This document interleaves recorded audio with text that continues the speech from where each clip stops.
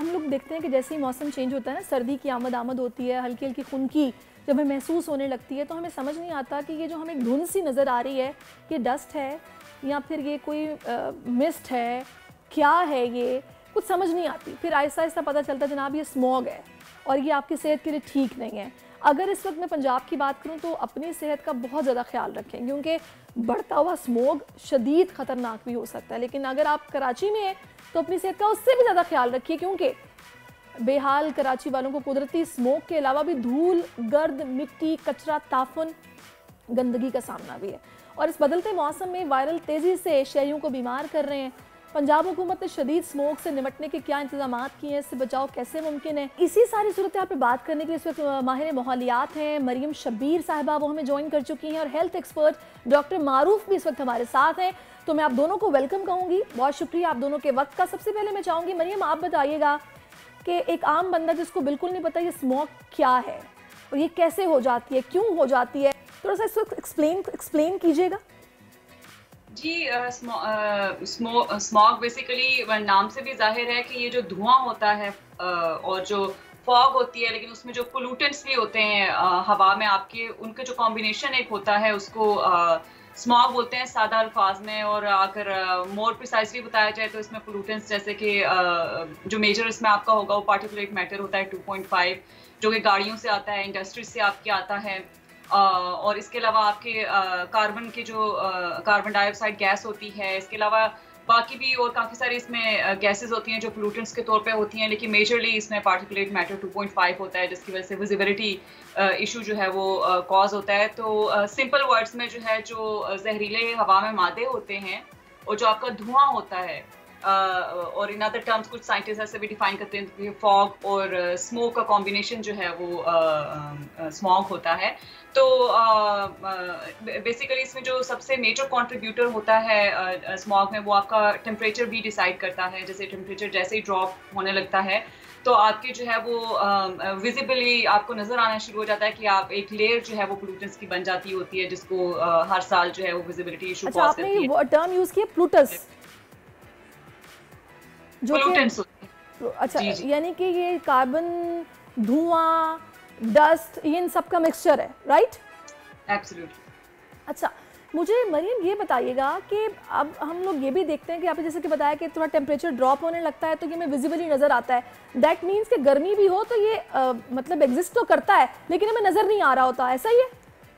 जी बिल्कुल ऐसा ही है। आप एयर पोल्यूशन के इशू को देखें, उसको जनरली एयर पोल्यूशन के तौर पर टर्म किया जाता है। स्मॉग को एक फोर्थ सीजन करार दे दिया जाता है जब किसान अपनी फसलें जला रहे होते हैं, और जो कुछ पड़ोसी ममालिक जैसे हमारा है तो वो वहाँ पर सारे किसान है वो भी जलाते हैं। लेकिन थ्रू आउट द ईयर अगर आप देखें तो हमारा जो एयर क्वालिटी इंडेक्स होता है वो आपको 300 से ऊपर, 400 से ऊपर, इवन के 500 के करीब भी कुछ शहरों को टच कर रहा होता है। तो basically through out the year आपकी जहाँ पर समझा जाता है कि बहुत साफ इलाके हैं और आपकी बड़ी साफ हवा होगी, वहां पर भी आपको डेंजरसली हाई लेवल्स जो है वो नजर आते हैं जहरीले मादों के। तो थ्रू आउट द ईयर आप बिल्कुल सही कह रही होता है, लेकिन चूंकि टेम्परेचर का कॉम्बिनेशन इस तरह का होता है, बीच में थोड़ी बहुत बारिश हो जाती है तो सेटल हो जाता है, तो उस तरह से विजिबली तो आपको नजर नहीं आता, लेकिन in terms of health impact जो है अस्थमा के जो मरीज होते हैं। हेल्थ इम्पैक्ट की बात की है तो इस पर बात करने के लिए डॉक्टर मारूफ भी इस वक्त हमारे साथ हैं। डॉक्टर मारूफ, जैसे ही टेम्परेचर ड्रॉप होता है, जब ये विजिबल होना शुरू हो जाता है, इसकी शिद्दत हमें ज़्यादा महसूस होने लगती है, किस तरह के पेशेंट्स आपके पास आते हैं?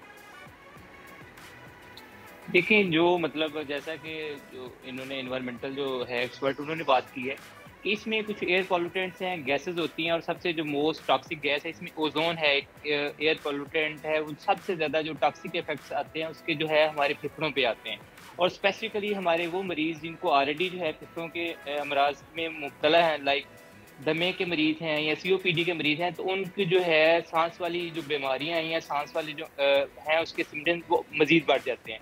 इसके अलावा जो है अपना स्मोक है वो हमारे डायरेक्ट इफेक्ट करती है हमारी आंखों पे, हमारी आंखों की रेडनेस हो सकती है, इरिटेशन हो सकती है। उसके बाद जो हमारा इफेक्ट करती है हमारे फेस पे, स्किन एलर्जीज काज कर सकती है, स्किन रिएक्शंस हो सकते हैं। और इसके बाद जो हमारा स्मोक, क्योंकि हमारे डायरेक्ट पार्टिकल्स जाते हैं हमारे नाक में और हमारे गले में, जो हमारी हिफाजती झिल्ली होती है नाक और गले के अंदर, उसको ये डैमेज करती है, जिसकी वजह से नाक और गले की बीमारियां जो है वो हो सकती हैं, जिसमें खांसी है, बलगम है, बुखार का होना है या सांस का खराब होना है। अच्छा, इसमें हम ये देख रहे हैं कि पंजाब गवर्नमेंट ने इसको तूफ़ान मतलब ज़ाहिर डिक्लेयर कर दिया है और वहाँ पर हालात ज़्यादा ख़राब हैं। क्या मुझे बताइएगा कि इसमें अगर हम मास्क का इस्तेमाल करते हैं, लेकिन मैंने ये फ़ील किया कि मास्क अगर लगा भी हो तो हम इसको स्मेल थोड़ा बहुत कर सकते हैं कि कुछ जा रहा है अंदर, तो इससे बचाव का फिर तरीका क्या है? मास्क ही वेयर कर सकते हैं और फिर हम क्या कर सकते हैं? देखिए, इसमें ना 2 तरह की चीज़ें हैं। मतलब एक जो है पर्सनल प्रोटेक्शन है, जो इंडिविजुअल्स ने करनी है, जो हमने शहरियों ने करनी है, जो मरीज़ों ने करनी है, और एक जो है हमारी जो गाइडलाइंस है हुकूमत पंजाब की तरफ की ज़िम्मेदारी है, एक हमारी ज़िम्मेदारी अपने आप पे। जो हम कर सकते हैं, अपने आप को हाइड्रेट रखें, पानी ज़्यादा से ज़्यादा पिएँ। दूसरा जो करना है कि अपनी आउटडोर एक्टिविटीज़ जो हैं वो लिमिट करें। जितना हमें ज़रूरत हो वो बाहर जाएँ, अगर बहुत ज़्यादा ज़रूरत नहीं है तो वो ना जाएँ। स्पेसिफिकली जो हमारे आउटडोर लोग एक्सरसाइज़ वगैरह करते हैं, मिड डे में ओज़ोन का जो है पार्टिकल वो नीचे वाली लेयर पे आया होता है, तो उसमें हम स्पेसिफिकली अवॉइड करें कि जो मिड ज़ोन है, ये असर और मगरब के दरमियान वाला एरिया, ये ज़्यादा हैज़र्ड्स होता है इसमें ज़्यादा जो है टॉक्सिक इफेक्ट्स आते हैं। तो इस ज़ोन में हम कोशिश करें अपने बच्चों को, अपने बुजुर्गों को आउटडोर में ना लेके जाएँ।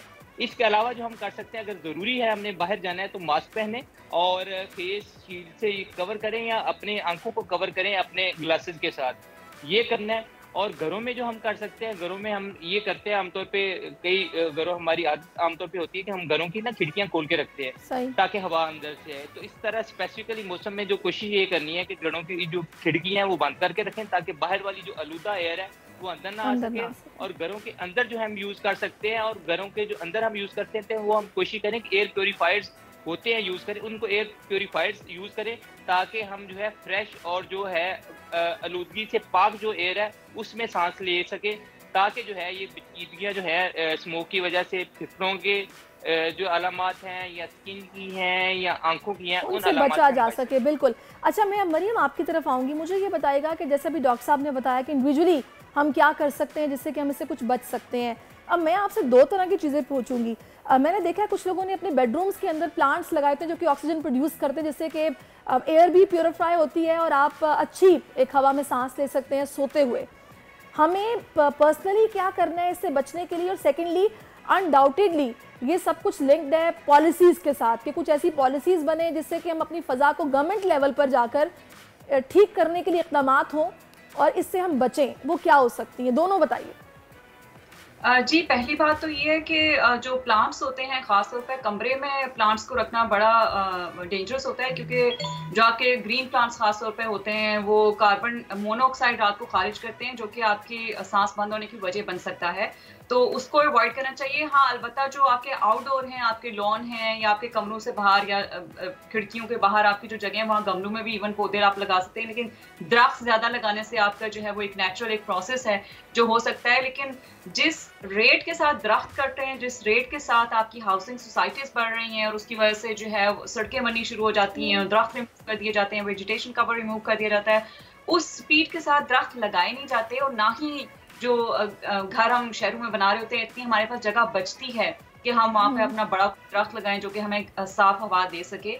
तो पहली बात तो ये है कि हमें जो है जो प्रोवेंशियल सब्जेक्ट है एनवायरनमेंट 18th अमेंडमेंट के बाद, तो सबसे पहले तो ये है कि प्रोवेंसेस को अपने जो है वो लेवल पे काम करने की ज़रूरत है और उसके लिए उनको क्लीन टेक्नोलॉजी इंडस्ट्रीज़ को इनकरेज करें कि वो यूज़ करें, क्योंकि इंडस्ट्रीज़ और जो आपकी ट्रांसपोर्टेशन है वो मेजर कंट्रीब्यूटर है। ट्रांसपोर्टेशन में इंडिविजुअल सतह पे हम ये कर सकते हैं कि अपनी जिम्मेदारी पे अगर आपके पास गाड़ी है तो आप उसकी इंस्पेक्शन ईयरली बेसिस पे करवाएं, अगर आपके इंजन के मसले हैं तो आप उसको फिक्स करवाएं ताकि धुआं उस तरह से ना छोड़े। इसके अलावा आप क्लीन फ्यूल इस्तेमाल करें। इसके अलावा ऑफिसेज जाने के लिए या यूनिवर्सिटी या कॉलेज जाने के लिए अगर आप अकेले जाते हैं तो आप अपने फ्रेंड्स के साथ, पुलिस के साथ मिलकर आप कार पूलिंग का कॉन्सेप्ट इंट्रोड्यूस करवाएं, ताकि 3 जहाँ पर गाड़ियाँ धुआं छोड़ेंगी उसके बजाय 1 होगी और आपका खर्चा भी बचेगा। फ्यूल आजकल बहुत महंगा है तो उसकी भी बचत हो जाएगी।